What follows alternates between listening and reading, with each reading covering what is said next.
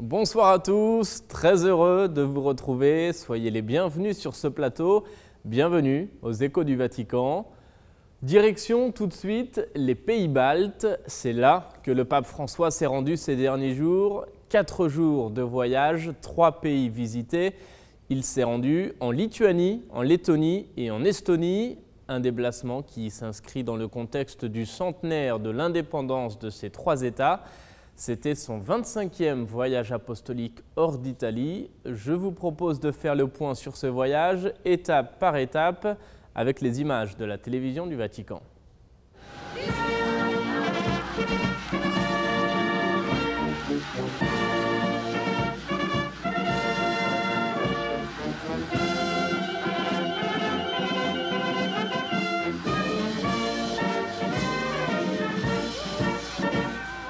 Après son arrivée sur le tarmac de l'aéroport de Vilnius, pour la première étape de son voyage dans les pays baltes, le pape a rencontré les autorités de Lituanie.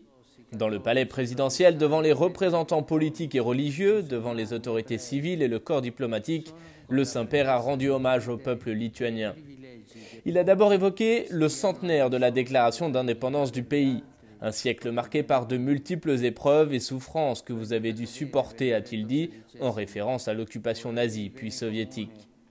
Célébrer cet anniversaire, poursuit François, implique de s'arrêter dans le temps, de recouvrer la mémoire de ce qui a été perdu, afin d'entrer en contact avec tout ce qui vous a forgé en tant que nation.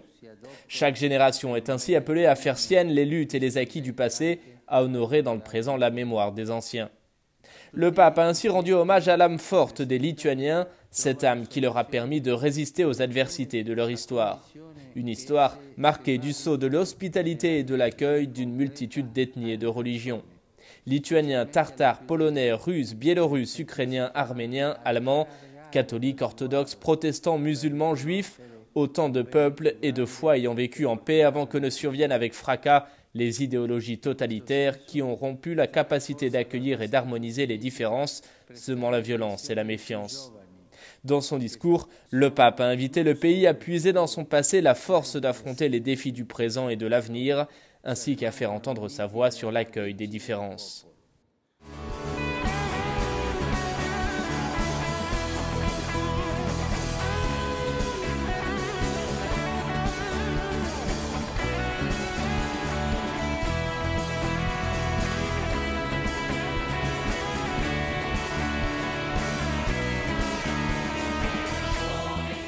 Après s'être adressé aux représentants du pays, ce sont les jeunes que le pape a rencontrés. Sur la place de la cathédrale à Vilnius, ils étaient des milliers de jeunes à l'accueillir dans une ambiance festive et joyeuse. Le souverain pontife a d'abord fait le tour de la place en papamobile avant de rejoindre l'estrade pour écouter d'abord les témoignages poignants de Monica et Jonas. La première, maltraitée par son père, a trouvé la force de lui pardonner. Le second est atteint d'une maladie auto-immune et se bat avec confiance et espérance. Ces témoignages montrent qu'à l'instar de cette cathédrale, incendiée, détruite, transformée en galerie d'art à l'époque soviétique, Dieu donne la grâce de ne pas se laisser vaincre, de supporter, de se relever et de continuer à marcher dans la vie malgré les épreuves. Cette grâce n'est pas arrivée comme par magie. Au contraire, elle se répand à travers les personnes que l'on croise, a insisté le pape. Personne ne peut dire « je me sauve tout seul ». Ne permettez pas que le monde vous fasse croire qu'il est mieux de marcher seul, car tout seul, on n'y arrive pas. Ne cédez donc pas à la tentation de vous replier sur vous-même, avertit le pape. Ne devenez pas égoïste ou superficiel devant la souffrance, devant les difficultés ou le succès passager. Pour le pape, ce qui arrive à l'autre m'arrive à moi aussi. La vie est belle, dit-il, avec les amis et la famille. De là, François invite les jeunes à parier sur la sainteté à travers la rencontre avec les autres. Car notre vraie identité présuppose l'appartenance à un peuple qui se fait et se vit dans la beauté et parfois la souffrance. En plus de la prière, l'expérience d'aider les autres s'avère importante et peut constituer un soutien. Voir la fragilité des autres nous plonge dans la réalité, a expliqué le Saint-Père. Face aux multiples défis, chômage, émigration des jeunes, addiction, dépression, souffrance des aînés, il faut se rencontrer et s'entraider. Jésus, a conclu le souverain pontife, nous demande de risquer ce face-à-face avec les autres.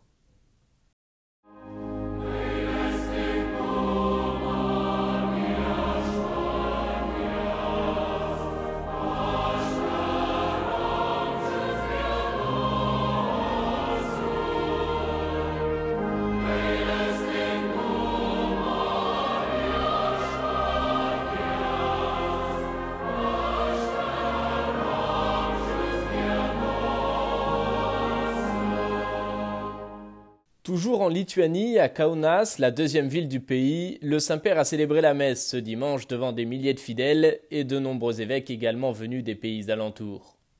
Dans son homélie lors de la célébration, le souverain pontife est revenu sur les souffrances endurées par ce peuple qui connut le joug nazi et soviétique. L'occupation, l'angoisse de ceux qui étaient déportés, l'incertitude pour ceux qui ne revenaient pas, la honte de la délation et de la trahison. François sait que nombreux sont ceux qui ont vu vaciller leur foi parce que Dieu n'est pas apparu pour les défendre, parce que le fait de rester fidèles n'a pas suffi pour qu'il intervienne dans leur histoire. Le pape les a invités à ne pas nier ce passé en cherchant la gloire ou les querelles.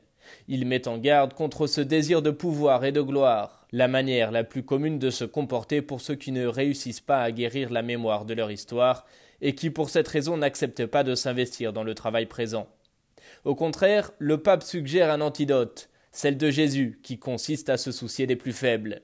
Il évoque alors les minorités ethniques, les chômeurs contraints d'émigrer, les personnes âgées isolées ou les jeunes qui ne trouvent pas de sens à leur vie parce qu'ils ont perdu leurs racines. Face à ces plus petits, François invite à agir sans être protagoniste, sans vouloir être applaudi ou être les premiers. Il appelle chacun à se mettre en sortie, oubliant ses peurs, même si cela semble nous anéantir, de nous perdre derrière les plus petits, les oubliés, ceux qui vivent dans les périphéries existentielles. Parfois, souligne le pape, il faudra se comporter comme le père du fils prodigue, ou bien comme les disciples, qui doivent apprendre que lorsqu'on accueille un petit, c'est Jésus lui-même qu'on accueille.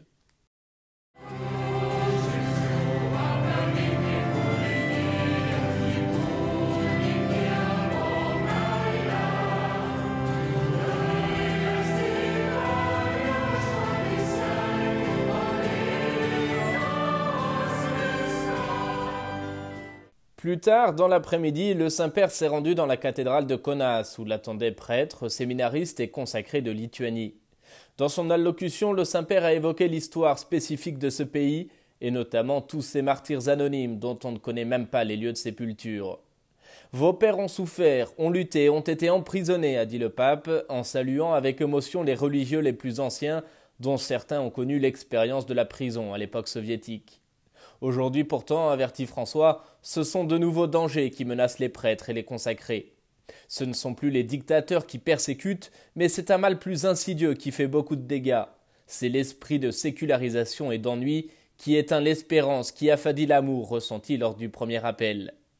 Nous ne sommes pas des fonctionnaires, a répété plusieurs fois le pape, invitant à ne pas vivre sur une logique d'horaires administratifs, mais au contraire selon une vie d'amour, en passant beaucoup de temps devant le tabernacle, en tête-à-tête avec le Seigneur, et aussi beaucoup de temps avec les gens, sans économiser ses forces.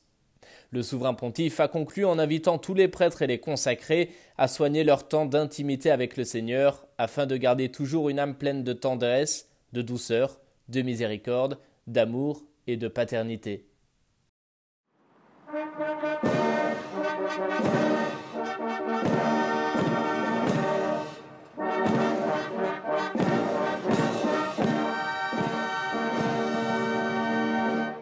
Deuxième étape de son voyage dans les pays baltes, le Saint-Père est arrivé ce lundi en Lettonie. Comme le veut la coutume, cette étape a commencé par une visite aux autorités du pays. Dans son discours aux représentants de la société civile, le souverain pontife a d'abord rendu hommage aux traditions culturelles de la Lettonie, un pays qui a été marqué par de dures épreuves sociales, politiques, économiques et spirituelles dues aux divisions et aux conflits du passé. Un pays aussi qui a su se transformer en un lieu de dialogue, de rencontre et de cohabitation pacifique qui cherche à regarder en avant, a déclaré le Saint-Père. Dans ce pays où l'Église luthérienne est relativement majoritaire, François a tenu à souligner le rôle de l'Église catholique qui agit en pleine collaboration avec les autres églises chrétiennes, ce qui est un signe de communion dans les différences.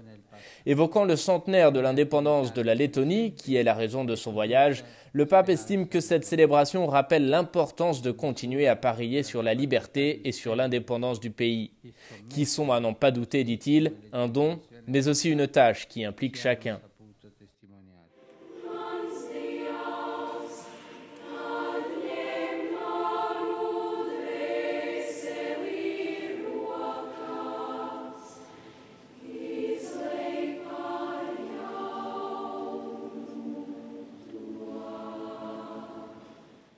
Après sa rencontre avec les autorités, le Saint-Père a participé à une célébration écuménique dans la cathédrale luthérienne de Riga. Le pape a livré un discours dans lequel il a salué le parcours de respect, de collaboration et d'amitié entre les diverses églises chrétiennes qui ont réussi à créer l'unité en gardant la richesse et la singularité propres à chacune. Il s'agit, selon François, d'un écuménisme vivant qui est une des caractéristiques de la Lettonie. L'unique voie possible de tout écuménisme, a poursuivi le pape, se situe dans la croix de la souffrance de beaucoup de jeunes, de personnes âgées et d'enfants souvent exposés à l'exploitation, au non-sens, au manque d'opportunités et à la solitude. Jésus ne cesse d'implorer l'unité, rappelle le pape, avant d'évoquer les difficultés du témoignage chrétien dans une société marquée par l'indifférence d'une grande partie de la population concernant le fait religieux. Certains peuvent en arriver à dire « ce sont des temps difficiles et compliqués que nous avons à vivre ». D'autres peuvent en arriver à penser que dans nos sociétés, les chrétiens ont toujours moins de marge de manœuvre et d'influence à cause d'innombrables facteurs, comme par exemple le sécularisme ou les logiques individualistes. Cela ne peut pas conduire à une attitude de fermeture, de défense, ni même de résignation, a martelé François. Si le Christ nous a trouvés dignes de vivre en ces temps, à cette heure, la seule que nous ayons, nous ne pouvons pas nous laisser vaincre par la peur, ni la laisser passer sans l'assumer avec la joie de la fidélité. Chers frères, a conclu le pape, que continue à résonner la musique de l'Évangile au milieu de nous. Que ne cesse de résonner ce qui permet à notre cœur de continuer à rêver et à rechercher la vie pleine à laquelle le Seigneur nous appelle tous. Être ses disciples missionnaires au milieu du monde où il nous est donné de vivre.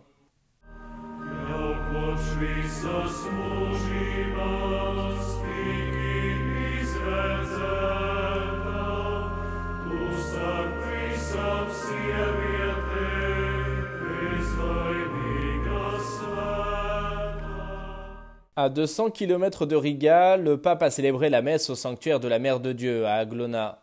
Lors de son homélie durant la célébration, le Saint-Père a proposé une réflexion sur la figure de la Mère en s'appuyant sur l'exemple de Marie, en particulier dans la souffrance. Lorsque Marie se tient à côté de la croix de son fils lors de la Passion, elle se tient debout, a rappelé François. Cette position n'est pas une manière légère ou fuyante, a-t-il déclaré. Voilà comment se montre Marie à côté de ceux qui souffrent, de ceux que le monde entier fuit, de ceux aussi qui sont poursuivis en justice, condamnés par tous, déportés. Marie se trouve ainsi clouée avec eux sur cette croix de l'incompréhension et de la souffrance. Ainsi, selon le souverain pontife, accompagner la souffrance n'est pas une simple promenade ou un quelconque tourisme solidaire. Il faut que ceux qui souffrent réellement nous sentent à leur côté et de leur côté, de manière ferme, stable, a souligné le pape. À l'image de Marie, tous les hommes sont appelés à toucher réellement la souffrance des autres.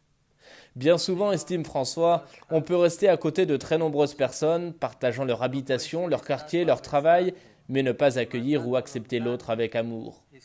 Combien de personnes âgées se sentent assistées froidement, mais pas soignées ni accueillies avec amour. Marie, elle, se montre comme une femme ouverte au pardon, qui met de côté les rancœurs et les méfiances, elle renonce à récriminer. Ainsi, il s'agit de ne pas se laisser gagner par la vengeance ou l'exaspération, mais à accueillir, à parier sur la fraternité universelle.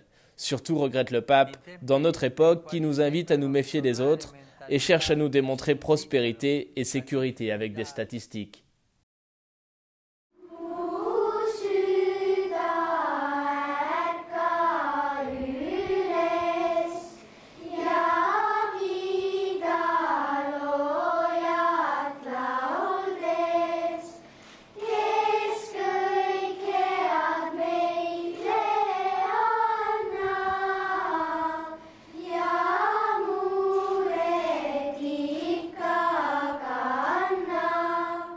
Troisième et dernière étape, l'Estonie. Le Saint-Père est arrivé à Tallinn, la capitale, en avion ce mardi. Comme dans chaque pays qu'il visite, il a d'abord rencontré les autorités civiles d'Estonie, puis il a rencontré les jeunes dans la cathédrale luthérienne de la capitale. Lors de cette rencontre écuménique, 3 jeunes ont témoigné de leur vie. Un catholique, une luthérienne et un orthodoxe. Ils ont souligné l'importance de la foi dans leur existence. À son tour, le pape a pris la parole et il a rendu hommage au courage et à la franchise de nombreux jeunes. Il a aussi tenu à rappeler leurs exigences envers des églises qui parfois leur semblent trop lointaines. Nous avons vraiment besoin de nous convertir, de découvrir que pour être à vos côtés, nous devons renverser tant de situations qui sont en définitive celles qui vous éloignent, a déclaré le pape. Le Saint-Père a appelé de ses vœux une Église qui se doit d'être plus lisible pour ces jeunes. Car beaucoup de jeunes, explique François, ne nous demandent rien parce qu'ils ne nous considèrent pas comme un interlocuteur valable pour leur existence. Certains, poursuit encore le pape, demandent même expressément qu'on les laisse tranquilles car ils trouvent la présence de l'Église pénible, voire irritante.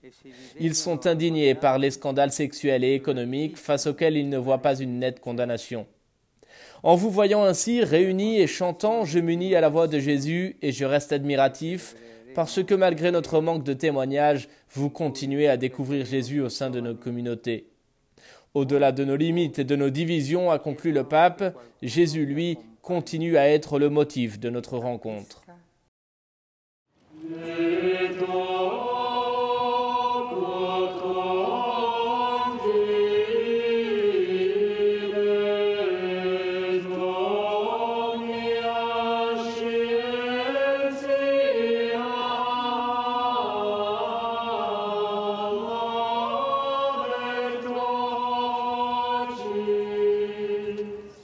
En conclusion de son voyage, le Saint-Père a présidé la messe ce mardi devant des milliers de fidèles rassemblés sur la place de la Liberté à Tallinn, la capitale de l'Estonie, marquée par l'athéisme après l'oppression communiste. Dans son homélie, le pape est revenu sur les luttes pour la liberté des peuples baltes. « Vous pouvez vous identifier au peuple hébreu », a-t-il lancé à la foule. Ce peuple hébreu qui arrive au Sinaï est un peuple qui décide de conclure un pacte d'amour avec Dieu par un choix libre sans y être contraint. Et le pape de comparer, quand nous disons que nous sommes chrétiens, quand nous embrassons un style de vie, nous le faisons sans pression, sans que cela soit un échange dans lequel nous faisons quelque chose si Dieu fait quelque chose. Ce pacte avec Dieu, poursuit-il, ne nous enlève rien. Au contraire, il renforce toutes les aspirations de l'homme.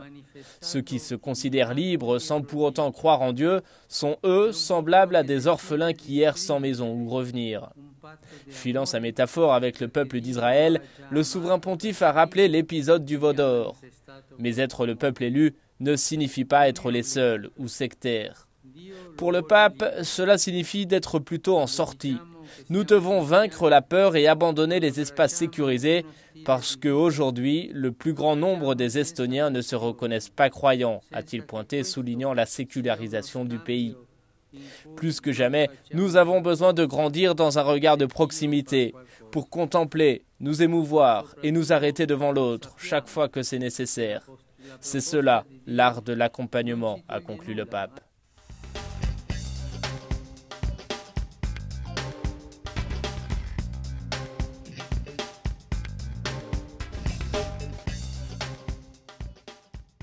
La paix se choisit. Elle ne peut pas être imposée et ne se trouve pas par hasard.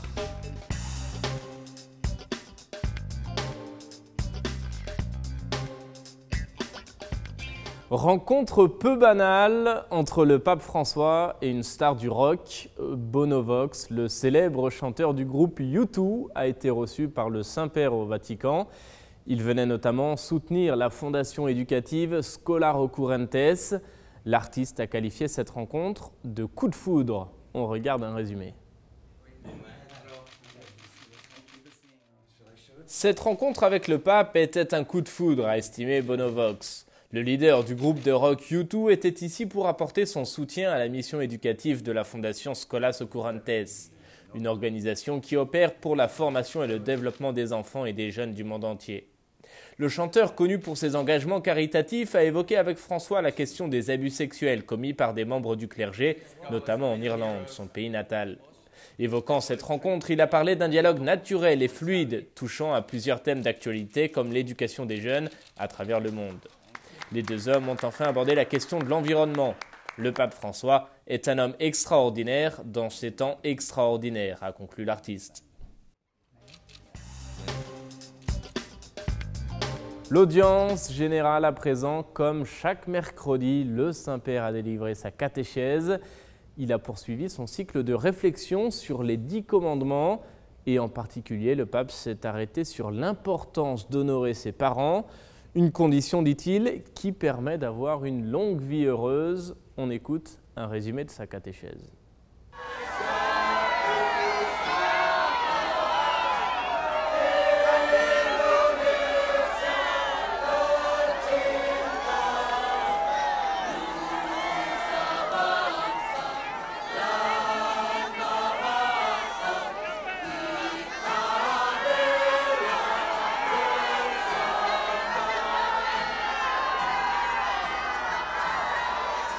Frères et sœurs, nous arrivons aujourd'hui au commandement qui concerne l'honneur dû aux parents. Honorer son père et sa mère implique de reconnaître leur importance par des actes concrets qui expriment le dévouement, l'affection et l'attention. Bien plus encore, l'honneur dû aux parents conduit à une vie longue et heureuse. Ainsi, selon cette sagesse plurimillénaire, l'empreinte de l'enfance marque toute la vie. Mais le 4e commandement dit encore plus. Il parle d'un acte des enfants indépendant des mérites des parents. C'est une parole libératrice. Bien que toutes les enfances ne soient pas sereines, tous les enfants peuvent être heureux, parce que la réalisation d'une vie pleine et heureuse dépend de la juste reconnaissance envers ceux qui les ont mis au monde.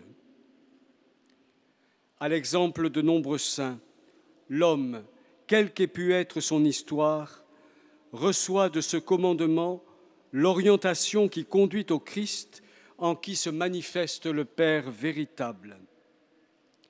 Tout se renverse, tout devient constructif quand nous découvrons que la véritable énigme de notre vie n'est pas pourquoi, mais pour qui Dieu nous a-t-il façonnés à travers notre histoire. Alors, il est possible d'honorer nos parents avec la liberté des enfants de Dieu et l'accueil miséricordieux de leurs limites. Pater noster, qui es in celis, sanctificetur nomen tuum, adveniat regnum tuum, fiat voluntas tua, sicut in cielo et in terra. Panem nostrum quotidianum da nobis hodie, et limite nobis debita nostra, sicut et nos dimitimus debitoribus nostris, et ne nos inducas in tentatione, sed libera nos a malo.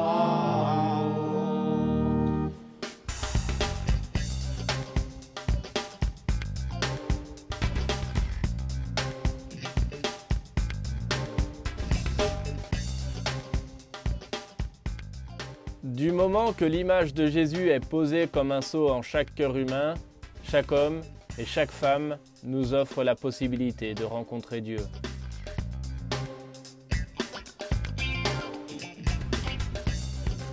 C'est la fin de cette émission. Merci de l'avoir suivi. Je vous souhaite à tous une très belle fin de soirée et je vous retrouve la semaine prochaine, même heure, même endroit, pour de nouveaux échos du Vatican.